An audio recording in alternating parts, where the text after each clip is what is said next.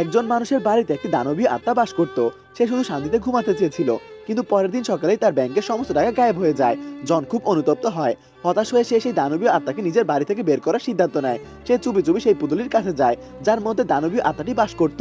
ঠিক তখনই পুতুলটির চোখ লাল হয়ে যায় এবং সেটি সঙ্গে সঙ্গে এক নারীতে পরিণত হয়। সে জনকে জিজ্ঞেস করে সে কি করতে যাচ্ছিল। জন ভয় পেয়ে বলে যে তাকে ডেটে যেতে হবে, কিন্তু লুসি জিজ্ঞেস করে গত রাতে তার ঘুম কেমন হয়েছে। জন সঙ্গে সঙ্গে তার প্রশংসা করতে শুরু করে।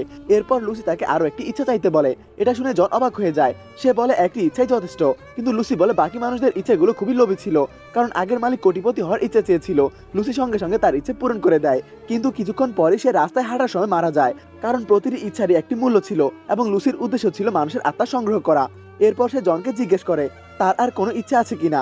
জন আরো ভয় পেয়ে যায়। সে বলে সে লোভী মানুষ নয়, তার কাছে টাকা না থাকলেও সে সুখে থাকতে পারে।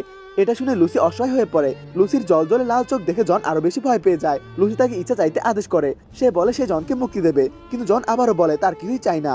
সে বলে এখন সে ডেটে যাচ্ছে। এরপর সে সঙ্গে সঙ্গে বাড়ি থেকে বেরিয়ে যায়। এটা দেখে লুসি খুব অসহায় হয়ে পড়ে। বাড়ি থেকে বের হওয়ার পর জন স্বস্তির নিঃশ্বাস ফেলে।